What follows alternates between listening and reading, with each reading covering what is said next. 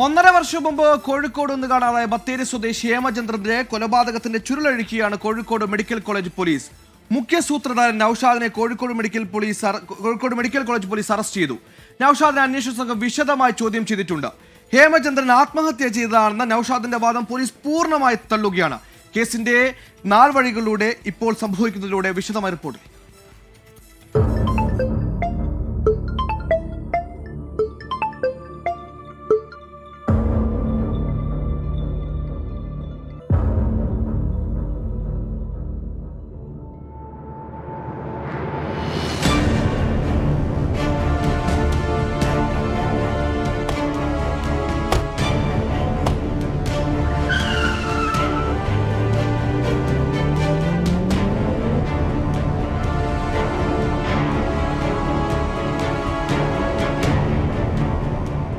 വയനാട് പൂമല ചെട്ടിമൂല സ്വദേശിയും കോഴിക്കോട് മെഡിക്കൽ കോളേജിന് സമീപം മായനാട് താമസിക്കുകയും ചെയ്തിരുന്ന 54-കാരൻ ഹേമചന്ദ്രൻ തന്റെ പെൺസുഹൃത്തിന്റെ ഫോൺ കോൾ വന്നാണ് വീട്ടിൽ നിന്ന് മെഡിക്കൽ കോളേജിലേക്ക് ഹേമചന്ദ്രൻ ഇറങ്ങുന്നത്.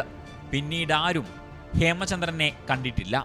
ഭർത്താവിനെ കാണാനില്ലെന്ന് കാട്ടി ഹേമചന്ദ്രന്റെ ഭാര്യ Subisha 2024 April 1 Kozhikode medical college പോലീസിൽ പരാതി നൽകുന്നു. ഈ പരാതിയുടെ അടിസ്ഥാനത്തിൽ ഹേമചന്ദ്രന്റെ കോൾ റെക്കോർഡുകൾ പരിശോധിക്കുന്നു. ഇതിൽ നിന്ന് ലഭിച്ച സൂചനകളാണ് മിസ്സിംഗ് കേസ് കൊലപാതകത്തിലേക്ക് വഴിമാറുന്നത്. 1.5 വർഷം മുൻപ് കാണാതായ ബത്തേരി സ്വദേശി ഹേമചന്ദ്രന്റേത് കൊലപാതകമാണെന്ന് കണ്ടെത്തിയത് കോഴിക്കോട് മെഡിക്കൽ കോളേജ് പോലീസാണ്. കേസിലെ മുഖ്യ സൂത്രധാരൻ നൌഷാദിനെ പോലീസ് സംഘം അറസ്റ്റ് ചെയ്തു. നൌഷാദിനെ ചോദ്യം ചെയ്യുന്നതിലൂടെ കേസിന്റെ കൂടുതൽ കാര്യങ്ങൾ വെളിപ്പെടുമെന്നാണ് അന്വേഷണ സംഘം പ്രതീക്ഷിക്കുന്നത്. മിസ്സിംഗ് കേസായി തുടങ്ങിയ അന്വേഷണത്തിനിടയിലും ഹേമചന്ദ്രന്റെ ഫോൺ പ്രതികൾ ഉപയോഗിച്ച് ഇയാൾ ജീവിച്ചിരിപ്പുള്ളതായി ബന്ധുക്കളെ തെറ്റിദ്ധരിപ്പിക്കുകയായിരുന്നു. പ്രതികളിൽ ഒരാൾ മൈസൂരുവിൽ നിന്ന് ഹേമചന്ദ്രന്റെ മകളെ വിളിച്ച് സംസാരിച്ചിരുന്നു. ഈ ഫോൺ ലൊക്കേഷൻ കേന്ദ്രീകരിച്ച് നടത്തിയ സൈബർ അന്വേഷണമാണ് പ്രതികളിലേക്ക് പോലീസിനെ എത്തിച്ചത്.